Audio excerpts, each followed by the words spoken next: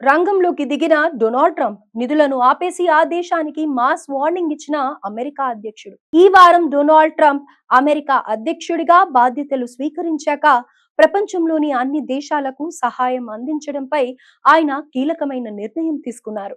ఇది ప్రపంచ వ్యాప్తంగా సంచలనం సృష్టించింది. భారతదేశంలో కూడా ఈ నిర్ణయం చర్చలకు దారితీసింది. ప్రస్తుతానికి అమెరికా ప్రభుత్వం విదేశీ సహాయం నిధులను సమీక్షిస్తోంది. తద్వారా భారతదేశంలో నిర్వహించే కొన్ని నిధులపై ప్రభావం పడే అవకాశం ఉంది. ఈ సమీక్ష అమెరికా విదేశాంగ కార్యదర్శి మార్కో రూబియా ద్వారా ప్రారంభించబడింది. గత శుక్రవారం అమెరికా మిషన్ భారతదేశంలో యుఎస్ఐడి తదితర సంస్థలతో సహకరిస్తున్న వివిధ ప్రాజెక్టులపై సమీక్ష చేసినట్లు సమాచారం అందింది. ఆ క్రమంలో యుఎస్ఐడి ప్రపంచ వ్యాప్తంగా పర్యావరణం, ఆరోగ్యం, వ్యవసాయం, ఆహార భద్రతతో సంబంధం ఉన్న వివిధ కార్యక్రమాలను నిర్వహిస్తుంది. తాజాగా నిర్ణయం ఈ కార్యక్రమాలకు వాయిదా వేయడానికి లేదా సమీక్షించడానికి కారణమయ్యే అవకాశం ఉంది. యుఎస్ఐడి భారతదేశంలో ముఖ్యంగా ఆరోగ్య రంగంలో ప్రముఖంగా పనిచేస్తుంది. యుఎస్ఏఐడి భారతదేశంలో ముఖ్యంగా ఆరోగ్య రంగంలో ప్రముఖంగా పనిచేస్తుంది.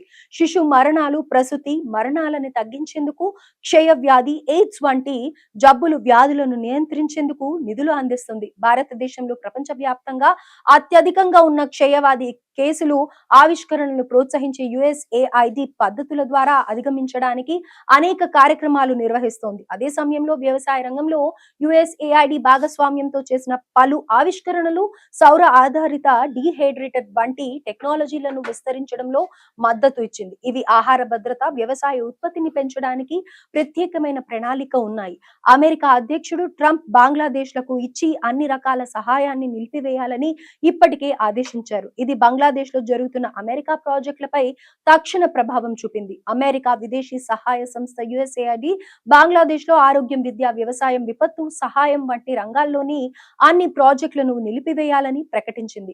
అందులో బంగ్లాదేశ్ కి ఇచ్చిన సహాయం ముఖ్యంగా గ్రాంట్లు, కాంట్రాక్ట్లు, ఇతర మానవతా సహాయ సంబంధిత కార్యక్రమాలపై గణనీయమైన ప్రభావం చూపుతోంది. ఈ నిర్ణయం బంగ్లాదేశ్ లో గణనీయమైన ఆర్థిక దెబ్బను వచ్చే అవకాశం ఉంది.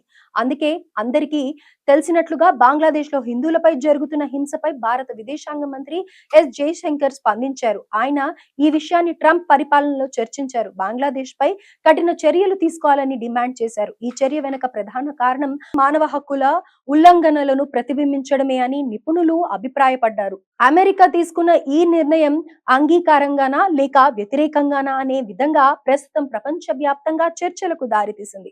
బంగ్లాదేశ్ మీద అమెరికా తీసుకున్న ఈ చర్యపై ఆ దేశం నుంచి ఎటువంటి అధికారిక ప్రతిస్పందన లేదని సమాచారం అందింది. ఈ నిర్ణయం బంగ్లాదేశ్, భారతదేశం అలాగే ఇతర అభివృద్ధి చెందుతున్న దేశాలపై పెద్ద ప్రభావం చూపే అవకాశం ఉంది. ప్రపంచంలోని అభివృద్ధి చెందుతున్న దేశాలకు అమెరికా విదేశీ సహాయం కీలకంగా ఉంటే ఈ రకమైన నిర్ణయాలు ఆ దేశ ఆర్థిక వ్యవస్థపై తీవ్ర ప్రభావాన్ని చూపవచ్చు. 2022 ఆర్థిక సంవత్సరంలో అమెరికా విదేశీ సహాయం దాదాపు $70 బిలియన్లు విలువ కలిగిన ఒప్పందాలను ప్రభావితం చేయవచ్చు.